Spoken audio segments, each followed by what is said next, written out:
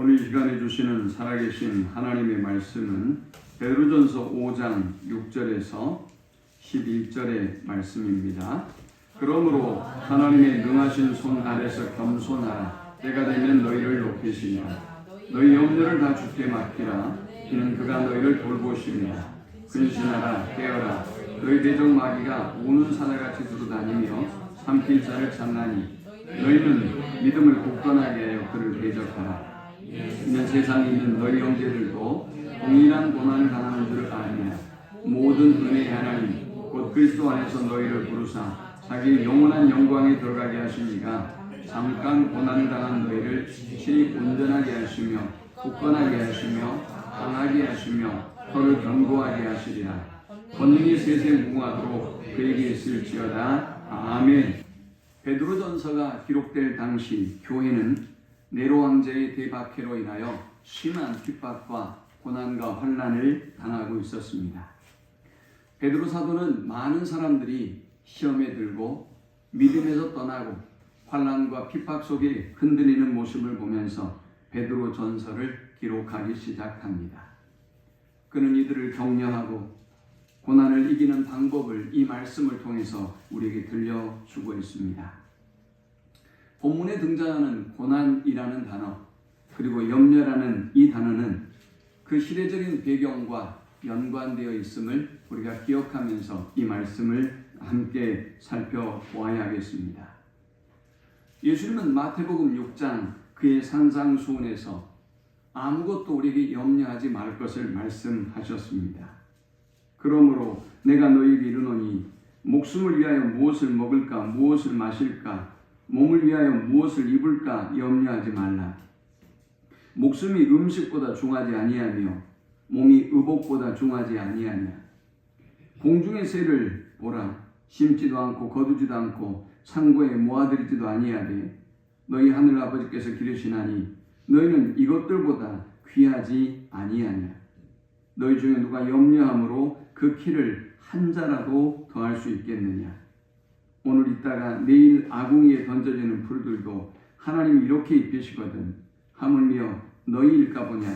믿음이 작은 자들아. 그러므로 염려하 이르기를 무엇을 먹을까 무엇을 마실까 무엇을 입을까 하지 말라.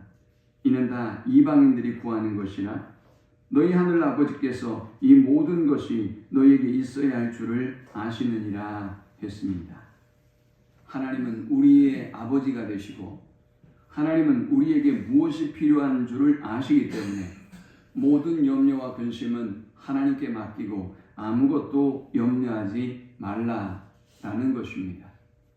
아니 저와 여러분이 어떤 염려를 한다 할지라도 그 키를 한 자라도 더할 수 없기 때문에 여러분들이 그 상황과 환경을 조금이라도 바꿔놓을 수 없기 때문에 염려는 무익하기 때문에 염려하지 말라라고 말씀하셨습니다. 어떤 사람이 염려할까요?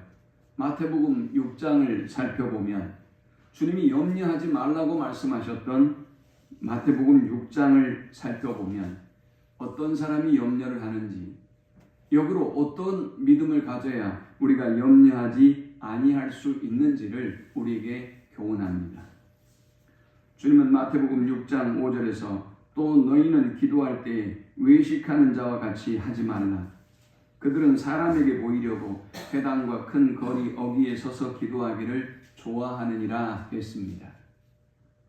여러분의 기도가 외식이 되고 여러분의 예배가 외식이 되고 여러분의 하나님을 섬기는 그 섬김이 외식이 될 때 하나님과의 인격적인 관계가 없는 외식이 되어질 때 우리는 하나님 앞에 그 모든 인생의 문제를 맡길 수 없고 당연히 염려와 불안과 근심 속에 살아갈 수밖에 없는 것입니다. 주님은 또 마태복음 6장 16절에서 금식에 관하여 말씀하셨습니다.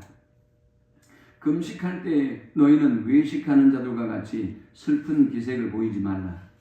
그들은 금식하는 것을 사람에게 보이려고 얼굴을 흉하게 하느니라. 내가 진실로 너희에게 이르노니 그들은 자기 상을 이미 받았느니라 했습니다. 사람들은 금식하면서 하나님 앞에 정말 처절한 마음으로 목숨을 걸고 금식한 것이 아니라 사람들이 나를 어떻게 볼까 의식하며 외식하며 금식했습니다. 그들은 살아계신 하나님 앞에 금식한 것이 아니라 사람들의 눈을 의식하며 금식했던 것입니다. 여러분의 신앙생활이 조금이라도 이렇게 외식적인 신앙생활로 빠지기 시작할 때 우리는 하나님을 믿지 못하고 또 근심과 걱정에 사로잡히는 삶을 살아갈 수밖에 없는 것입니다. 어떤 사람이 또 근심할까요? 마태복음 6장 19절은 너희를 위하여 보물을 땅에 쌓아두지 말라. 거기는 좀과 동록이 해하며 도둑이 구멍을 뚫고 도둑질하느니라. 오직 너희를 위하여 보물을 하늘에 쌓아두라 라고 했습니다. 땅에 보물을 쌓아두고 있는 사람은 염려와 근심과 걱정에 사로잡힐 수밖에 없습니다. 내가 이룬 이 성공과 명예가, 내가 모은 이 물질이 혹이 동록이 행하고 혹은 좀이 나고 혹은 도둑이 들어서 나의 이 재물을 혹시나 누가 해하지 않을까 염려와 불안 속에 살고 있기 때문입니다. 그러나 하나님과의 인격적인 관계를 갖고 나에게 주신 이 모든 것이 하나님의 은혜인 것을 알고 저 하늘에 소망을 쌓아두고 살아가는 사람은 아무것도 염려할 필요가 없습니다. 하나님이 취하신다 할지라도 하나님이 다시 갚아주실 것을 믿기 때문입니다. 주님은 마태복음 6장을 마감하면서 걱정과 염려는 믿지 않는 사람들이나 하는 것이니 너희는 아무것도 염려하지 말고 모든 것을 나에게 맡기라 라고 말씀하셨습니다. 요한복음 14장 1절에도 너희는 마음에 근심하지 말라 하나님을 믿으니 또 나를 믿으라 라고 하셨습니다. 요한복음 14장 27절도 평안을 너희에게 끼치노니 곧 나의 평안을 너희에게 주노라. 내가 너희에게 주는 것은 세상에 주는 것과 같지 아니하니라. 너희는 마음에 근심하지도 말고 두려워하지도 말라 라고 하셨습니다. 인생의 모든 염려와 근심을 오직 하나님께 맡기고 하나님의 돌보심을 누리는 복된 한 해가 될 수 있기를 축원합니다. 주님은 우리가 염려하지 말라라고 말씀하셨는데 우리가 염려하지 말아야 될 이유가 무엇일까요? 염려하다라는 말에 해당하는 헬라어 단어는 메림나오라는 단어입니다. 이 메림나오라는 단어의 의미는 나누어지다, 분열되다, 분리되다 라는 의미입니다. 염려는 다른 말로 하나님만 바라보고 하나님만 의지하고 하나님만 신뢰했던 우리가 다른 곳에 마음을 두고 다른 곳에 우리가 시선을 두고 다른 것을, 다른 존재를 하나님만큼 믿었을 때 일어나는 내적인 감정이 바로 근심, 불안, 두려움과 같은 감정인 것입니다. 성경은 무려 365회에 걸쳐서 두려워 말라, 염려하지 말라 라는 말씀을 반복적으로 기록하고 있습니다. 우리가 하루에 한 번이라도 이 말씀을 묵상하고 이 말씀을 붙잡는다면 날마다 우리는 이 모든 근심과 염려로부터 자유하는 삶을 살아갈 수 있을 것입니다. 근심과 걱정과 염려를 우리가 하지 말아야 될 이유가 왜일까요? 근심, 걱정, 염려는 우리가 하나님을 믿지 못하는 불신의 죄이기 때문입니다. 염려는 우리의 평안을 갉아먹고 우리 영혼의 영적인 균형을 파괴하고 우리 육신을 갉아먹습니다. 잠언 15장 13절에는 마음의 근심은 심령을 상하게 하느니라 라고 했습니다. 잠언 17장 22절도 심령의 근심은 뼈를 마르게 하느니라 라고 했습니다. 사람이 가지고 있는 질병의 90%는 바로 이 근심과 염려에서 비롯된다고 의사들은 말합니다. 염려하면 여러분의 심령이 괴롭고 불안하며 깊은 수면을 이룰 수 없고 우리의 뼈가 마르는 고통과 아픔이 우리에게 임한다라고 성경은 경고합니다. 사형수 두 사람이 있었습니다. 두 사람을 눕혀놓고 수건으로 눈을 가렸습니다. 의사 선생님이 한 사람의 몸에서 피를 뽑기 시작했습니다.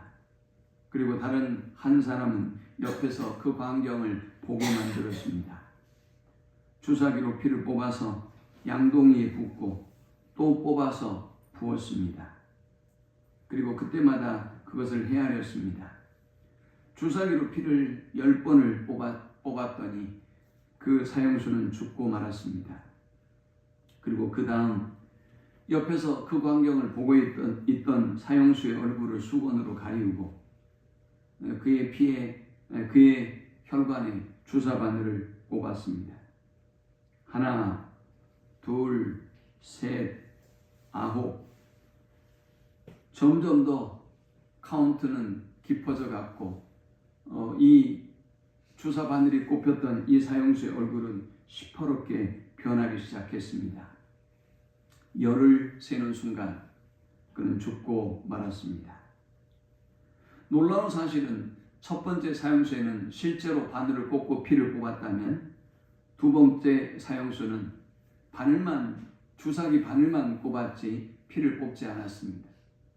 오히려 녹음해 놓은 오디오만 틀어놓고 마치 그에게서 피를 뽑는 것처럼 흉내만 낸 것입니다. 그런데 그는 죽고 말았습니다. 무엇이 그를 죽인 것입니까? 마음의 근심, 걱정과 불안이 그를 죽이고 만 것입니다. 그렇다면 주님은 이 염려에 대해서 뭐라고 말씀하실까요? 오늘 본문에서 주님은 이 염려를 다 주께 맡기라 라고 말씀합니다.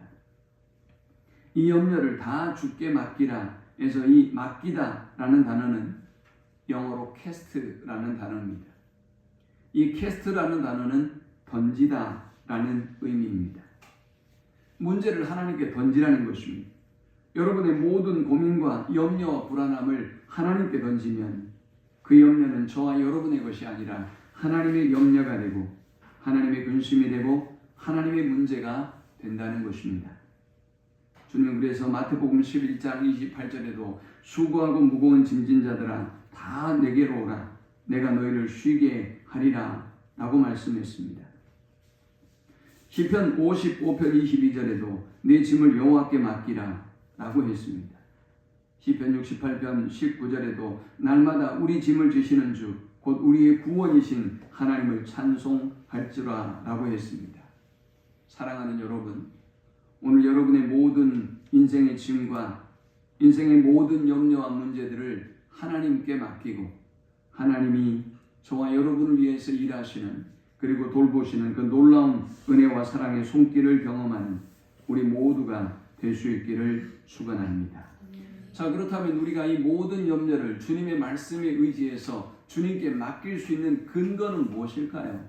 우리가 주님께 어떻게 이 염려와 근심을 맡길 수 있다는 것입니까? 주님은 오늘 본문 7절에서 너희 염려를 다 주께 맡기라 이는 그가 너희를 돌보심이라 라고 하셨습니다. 우리가 주님께 이 모든 인생의 문제와 염려를 맡길 수 있는 근거를 주님은 제시하고 있습니다. 주님이 우리를 돌보시겠다는 것입니다. 그가 너희를 돌보십니다. 이 말씀이 영어 성경에는 이렇게 기록됩니다. Because he cares for you. care라는 단어가 등장합니다. 왜냐하면 그가 너희를 케어하실 것이기 때문이다 라고 했습니다. 요즘 사람들은 나이가 많으나 적으나 이 케어라는 단어를 우리나라 말처럼 그저 외래어처럼 편하게 사용합니다. 이 케어라는 단어는 한마디로 엄마가 아이를 돌보는 모습을 생각하면 됩니다. 쉬가 마려운지 아니면 기저귀가 젖었는지 아니면 대변을 보았는지 아니면 이 아이의 불편함이 무엇인지 엄마는 모든 것을 직감합니다. 그리고 생각합니다.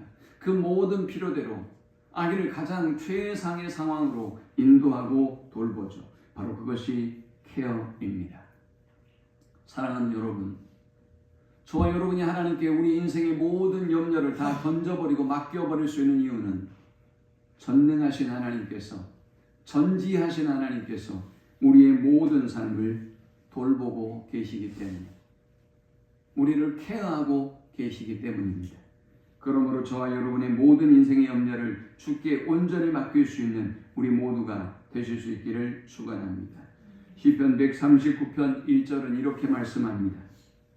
여호와여, 주께서 나를 감찰하시고 하셨나이다.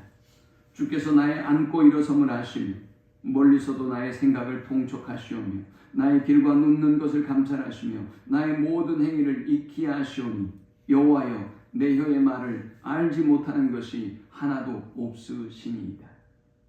하나님은 저와 여러분을 감찰하십니다. 세밀하게 살피고 계십니다. 여러분이 앉는 그 모습도, 여러분이 일어선 그 자리도 다 알고 계십니다. 여러분이 하루에 몇 번을 앉았고 하루에 몇 번을 일어서는지 주님은 알고 있습니다. 주님은 우리의 생각을 아십니다. 주님은 우리의 길을 아십니다. 주님은 우리의 눕는 것도 감찰하시고 우리의 모든 행위를 아십니다. 주님은 저와 여러분의 혀의 모든 말들 중에 모르는 말씀이 없습니다. 여러분의 고민도 모르는 것이 없겠지요. 그러므로 우리는 모든 염려를 우리를 돌보시는 하나님 앞에 맡길 수 있어야 하는 것입니다. 욥기 31장 4절에는 그가 내 길을 감찰하지 아니하시느냐, 내 걸음을 다 세지 아니하시느냐 했습니다. 하나님은 여러분의 걸음을 세십니다. 여러분이 손목에 차고 있는 워치만 여러분의 걸음걸이를 세는 것이 아니라, 휴대폰만 여러분이 1000보를 걸었는지 1000보를 걸었는지 세는 것이 아니라, 하나님은 정확하게 여러분의 모든 발걸음을 주목하시고 세고 계십니다. 우리를 감찰하고 계십니다. 어떤 위험이 도사리고 있는지, 어떤 고민과 아픔이 있는지 하나님은 모든 것을 아시는 것입니다. 그러므로 사랑하는 여러분, 우리는 모든 것을 하나님께 맡길 수 있습니다. 비록 지금 고난이 있고 어려움이 있어도 하나님께서 이 모든 것이 합력하여 선을 이룰 것이라는 믿음을 가지고 우리는 하나님 앞에 우리의 삶을 맡길 수 있는 것입니다. 2005년 리틀리 스콧이라고 하는 거장 감독이 킹덤 오브 헤븐이라는 영화를 만들었습니다. 이 영화는 11세기 십자군 원정을 배경으로 하고 있습니다. 기드니 쥐안이 통치하는 예루살렘 왕국과 살라딘이 통치하는 이슬람의 아유브 왕조가 예루살렘을 쟁탈하기 위한 물러설 수 없는 전쟁을, 피비린내나는 전쟁을 벌입니다. 이 전쟁은 분명한 명분을 가지고 있습니다. 이 전쟁은 자신의 신념과 이데올로기와 신앙이라고 하는, 정의라고 하는 자신의 분명한 신념을 가지고 피비린내 나는 싸움을 3세기 동안 이어갔습니다. 이 영화의 주인공은 빌리앙이라고 하는 한 시골, 프랑스의 시골 마을, 변방의 마을에 살고 있는 대장장입니다. 이 사람은 자신이 누구인지 알지 못합니다. 그런데 나중에 이 사람이 영주의 아들이란 걸 알게 됩니다. 이 사람은 그저 가난한 대장장이로 결혼해서 아이를 낳았는데, 그런데 그만 이 아이가 유산되고 말았습니다. 아이를 일찍 유산으로 잃은 이 주인공은, 이 아내는, 빌리안의 아내는 이 고통과 아픔을 견뎌내지 못합니다. 결국 자살하고 말았습니다. 모든 가족을 잃고 난 빌리안은 죄책감과 상실감과 시리에 빠져서 고통의 시간을 보냅니다. 빌리앙에게는 이복 동생이 있었습니다. 이 이복 동생은 말단의 사제입니다. 그는 사실 빌리앙이 가지고 있는 재산의 욕심이 있었습니다. 그러나 빌리앙을 속입니다. 십자군의 원정길에 올라서 먼저 죽은 누이의 영혼을 구원하고, 그리고 너 자신의 그 고통과 아픔에서도 벗어나는 구원을 경험하라 라는 것이었습니다. 그 일을 하라고 하는 이복 동생과 하지 않겠다고 하는 빌리앙은 싸움질을 하다가 결국 실수로 이복 형제인 사제를 죽이고 말았습니다. 빌리앙은 모든 가족을 잃었을 뿐만이 아니라 그의 이복 형제를 죽이는 살인을 범하고 결국은 저 예루살렘 성지를 향해서 인간의 고통과 아픔과 그 죄책을 가지고 향하여 그 십자군의 원정의 길을 떠납니다. 주인공은 결국 이제 자신의 신분이 영주라는 사실을 알고 예루살렘을 위해서 십자군을 대표해서 저 이슬람의 세력과 피터지는 싸움을 합니다. 마지막 이제 그 피터지는 전쟁의 현장에서 살라딘과 빌리암은 마지막 협상을 시작합니다. 너무나 많은 사람이 죽었기 때문입니다. 예루살렘 성벽은 무너졌고 이제 더 이상 예루살렘을 수호할 방법도 없습니다. 어떤 사람이 묻습니다. 예루살렘이 무엇입니까? 살라딘은 말합니다. 예루살렘은 아무것도 아닙니다. 예루살렘은 또 모든 것이기도 합니다. 예루살렘은 어디에 있습니까? 예루살렘은 우리의 마음속에 있습니다. 라는 명대사들이 쏟아집니다. 저는 그 모든 대사들 앞에 한 대사에 주목합니다. 빌리암이 옆에 있는 주인공이 물었습니다. 이제 실제로 있는 이야기를 영화로 만든 겁니다. 이 빌리암에게 물었습니다. 이제 우리가 이 예루살렘을 내주고 나가게 되면 이 예루살렘은 어떻게 됩니까? 라고 물었습니다. 참 처절한 싸움이죠. 그토록 수많은 사람이 죽었고 예수님이 십자가에 달리신 골고다의 언덕이 있고 모든 하나님의 놀라운 구원의 역사가 임했던 그 땅을 포기하고 그 이슬람의 살라딘 세력에 그 땅을 내어줘야 한다는 것은 십자군의 군사들로서는 참으로 수치스러운 일이 아닐 수 없습니다. 빌리암에게 이제 예루살렘은 어떻게 되는 것입니까? 라고 물었습니다. 빌리암은 이렇게 그에게 대답합니다. 이곳이 만일 하나님의 왕국이라면 하나님이 다 알아서 하실 것입니다. If this is the kingdom of heaven, God will take care of it right. 만일 이곳이 하나님의 도시이고 만일 이곳이 하나님의 성전이라고 한다면 하나님의 성이라고 한다면 하나님께서 돌보실 것입니다. 하나님께서 옳은 방향으로 인도해 가실 것입니다. 라고 그는 말하고 예루살렘 성을 지키기 위하여 모든 걸 쏟아부었던 그 군사들을 이끌고 안전하게 예루살렘 성을 빠져나옵니다. 저는 오늘 이 시대에 우리나라에 주시는 하나님의 음성이 이렇지 않을까 싶습니다. 300년을 싸워도 좌우의 논리는 변하지 않을 것입니다. 누가 옳은가의 논리도 그저 힘의 논리로 예루살렘을 살라딘이 이슬람교가 지배할 때도 있었고 그리고 기독교가 지배할 수도 있었던 것처럼 끊임없는 싸움과 논쟁이 계속될 것입니다. 명절에 만나는 여러분의 가족들 가운데도 이 주제는 끊임없는 싸움의 주제가 될 것입니다. 그러나 하나님은 우리에게 말씀합니다. 만일 저와 여러분이 하나님을 믿는다면 이 나라를 하나님의 손에 맡기라라는 것입니다. 그러면 하나님께서 돌보실 것입니다. 그러면 하나님께서 저와 여러분이 원하는 그릇된 방향이 아니라 진리의 방향, 옳은 방향으로 이끌어 가실 것입니다. 우리나라에 유명한 식품 회사가 있습니다. 이 사장님의 아들이 아주 잘생기고 똑똑합니다. 명문대학을 나왔습니다. 군에 입대했습니다. 첫 휴가를 나와서 이 친구가 너무 신이 났습니다. 아버지의 차를 몰고 나갔는데 그만 사고가 나서 식물인간이 되고 말았습니다. 그렇게 똑똑하고 그렇게 잘난 아들이 식물인간이 되어 병원에 아무런 반응을 하지 못하고 아버지도 알아보지 못하고 놓이는 이 광경을 보며 아버지의 마음은 어땠을까요? 의사는 희망이 없다고 했습니다. 아들에게도 희망이 보이지 않습니다. 자기 자신에게도 희망이 없을 것입니다. 그런데 담임 목사님이 신방을 오셔서 요한복음 5장 25절의 말씀을 전합니다. 죽은 자들이 하나님의 아들의 음성을 들을 때가 오나니 곧 이때라. 듣는 자는 살아나리라. 믿음이 좋은 이 사장님은 이 하나님의 말씀을 붙잡았습니다. 그리고 계속해서 읽었습니다.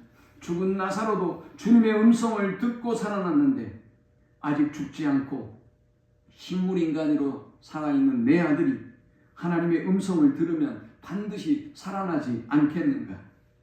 그런 이 말씀을 아들의 귀에 계속해서 속삭였습니다. 매일매일 아들의 귀에 큰 소리로 선포하며 읽었습니다. 죽은 자들이 하나님의 아들의 음성을 들을 때가 오나니 곧 이때라. 듣는 자는 살아나리라. 60일, 80일, 85일이 지났습니다. 86일이 되어도 아들은 꼼짝하지 않았습니다. 가능성이 전혀 없는 것입니다. 87일이 되었습니다. 아버지는 똑같이 말씀을 읽었습니다. 죽은 자들이 하나님의 아들의 음성을 들을 때가 오나니 곧 이때라. 듣는 자는 살아나리라. 난데없이 아들이 아멘이라고 하고 자리에서 벌떡 일어났습니다. 사랑하는 여러분, 희망이 보이지 않아도 치료되지 않을 것 같아도 우리가 가지고 있는 이 모든 상황과 환경이 변하지 않을 것 같아도 하나님께 맡기고 하나님의 말씀을 믿고 의지하면 하나님은 반드시 우리에게 놀라운 일을 행하실 줄 믿습니다. 하나님은 우리를 돌보시기 때문에 우리는 하나님께 이 모든 문제를 맡기기만 하면 되는 것입니다. 그런데 하나님 이렇게 약속하셨음에도 불구하고 왜 우리는 인생의 모든 염려와 근심을 하나님께 맡기지 못하는 것일까요? 8절에 이렇게 말씀합니다. 근신하라 깨어라 너희 대적 마귀가 우는 사자같이 두루다니며 삼킬 자를 찾나니 했습니다. 사탄은 저와 여러분이 하나님께 온전히 모든 인생의 문제와 염려를 믿고 맡기지 못하게 만듭니다. 여러분들이 고민하고 여러분들이 해결하려고 하고 여러분들이 그 문제를 보듬고 살다가 심륜에 빠지고 시험에 들고 믿음에서 떠나게 하는 것이 사탄의 전략인 것입니다. 그 사탄은 끊임없이 고난의 통로를 지나가고 있는 여러분을 공략합니다. 시련과 염려에 빠져있는 그런 여러분을 시험하고 여러분을 무너뜨리려고 하는 것입니다. 그 사탄이 어떻게 우리로 하여금 하나님께 모든 인생의 염려와 근심을 맡기지 못하게 하는 것일까요? 6절은 이렇게 말씀합니다. 그러므로 하나님의 능하신 손 아래서 겸손하라. 때가 되면 너희를 높이시리라 라고 말씀합니다. 사탄은 저와 여러분을 교만하게 만듭니다. 하나님을 작게 만듭니다. 하나님을 믿지 못하게 만듭니다. 하나님이 정말 이 일을 하실 수 있을까? 하나님이 나의 기도를 들어주실 수 있을까? 하나님이 그만한 능력을 가질 수 있단 말인가? 여러분 안에 끊임없는 의심을 갖게 만들고 하나님에 대한 불신을 쌓아가도록 만들어 버립니다. 하나님 앞에 기도해도 여러분이 모든 이 문제가 이 모든 상황이 변하지 않으니 시험에 드는 것입니다. 때가 되면 하나님의 때가 되면 여러분의 때가 아니라 하나님의 때가 되면 하나님이 높이시고 응답해 주실 것인데 우리는 조급하여 하나님을 믿지 못하고 기도를 포기하고 믿음을 포기하고 예배를 포기해 버리는 것입니다. 사랑하는 여러분, 사탄은 이렇게 끊임없이 우리를 교만하게 만들고 불신에 빠지게 만듭니다. 그래서 우리를 하나님께 이 모든 인생의 염려와 문제를 가지고 못 가도록 만들어 놓는 것입니다. 두 번째, 사탄은 우리로 하여금 영적 무감각에 빠지게 만듭니다. 그래서 8절에 말씀합니다. 근신하라 깨어라 너희 대적 마귀가 우는 사자같이 두루다니며 삼킬 자를 찾나니 했습니다. 우리의 이 서 있는 이 모든 상황과 현실은 그렇게 편한 상황이 아니에요. 매우 위험한 상황이라는 것입니다. 지금처럼 태연하게 아무 일 없는 것처럼 살아서 될 만한 상황이 아니에요. 그런데 사탄은 우리를 영적으로 둔감하게 만들어요.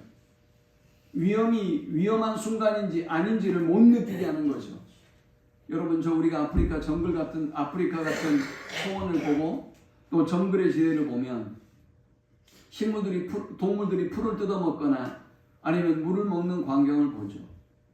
깨어있지 못한 짐승은 순식간에 악어에게 목덜미를 물리고 숨어있던 사자와 강한 맹수에게 생명을 잃게 되는 것을 보게 됩니다. 사탄은 그렇게 여러분을 기도하지 못하게 만들고 여러분을 깨어있지 못하게 만듭니다. 믿음 안에 서지 못하게 만드는 것입니다. 기도하지 못하게 합니다. 예배하지 못하게 합니다. 봉사하지 못하게 합니다. 게으르게 합니다. 불순종하게 합니다. 교만하게 합니다. 그러면서도 여러분의 영적인 상태에 대해서 깨닫지 못하고 둔감하게 만들어 버리는 것입니다.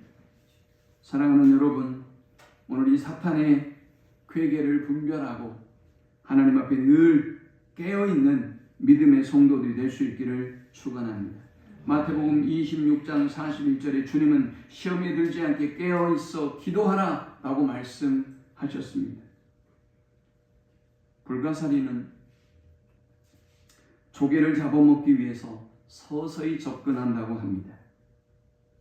처음에는 조개를 건드리기도 하고 조개하고 어울려서 조개를 안심시키고 논다고 합니다. 그런데 그런 친한 불가사리를 옆에 두고 조개가 먹이를 찾기 위해서 딱딱한 껍데기를 넓게 벌리면 순간 불가사리는 재빠르게 조개의 심장을 찾아 누립니다. 그리고 조개는 죽고 맙니다. 불가사리는 조개의 모든 속을 쏙 빨아 먹어버립니다. 사탄은 저와 여러분에게 이렇게 역사하는 것입니다. 처음에는 달콤하게 친구처럼 가까이 여러분에게 다가옵니다. 여러분과 대화합니다. 여러분을 가까이 합니다. 그리고 순식간에 여러분의 영혼에 파고들어서 여러분의 영혼을 침륜에 빠지게 만들고 저와 여러분의 영혼을 죽이는 것입니다. 사탄은 그렇게 우리를 깨어 근신하지 못하게 만듭니다. 왜 우리가 모든 염려와 근심을 하나님께 맡기지 못하는 것일까요? 세 번째, 사탄은 우리의 믿음을 흔들어서 우리의 염려를 주께 맡기지 못하게 합니다. 그래서 9절에 너희는 믿음을 굳건하게 하여 그를 대적하라 라고 했습니다.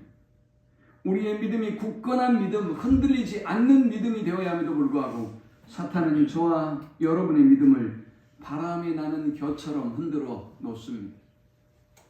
요동치게 만들어 놓습니다. 견고하고 흔들리지 아니하는 믿음으로 서지 못하도록 만들어 버립니다. 마가복음 16장 17절 18절은 말씀합니다. 믿는 자들에게는 이런 표적이 따르리니 곧 저희가 내 이름으로 귀신을 쫓아내며 새 방언을 말하며 뱀을 집으며 무슨 독을 마실지라도 해를 받지 아니하며 병든 사람에게 손을 얹은즉 나으리라 하시더라 했습니다. 믿음의 사람에게 하나님은 이런 믿음의 역사와 기적을 일으켜 주시는 것입니다. 그런데 사탄은 그런 우리의 믿음을 흔들어 놓습니다. 하나님께 우리의 모든 인생의 문제와 염려를 맡기지 못하게 만들어 버립니다.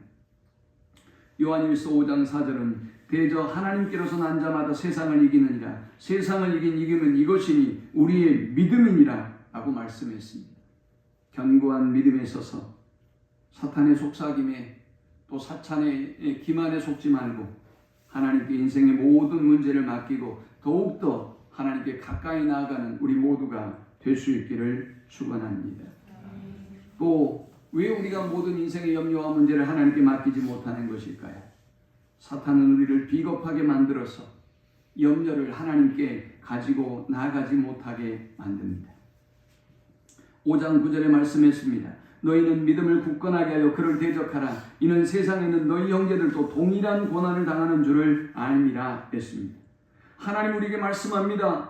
마귀를 대적하라고 말입니다.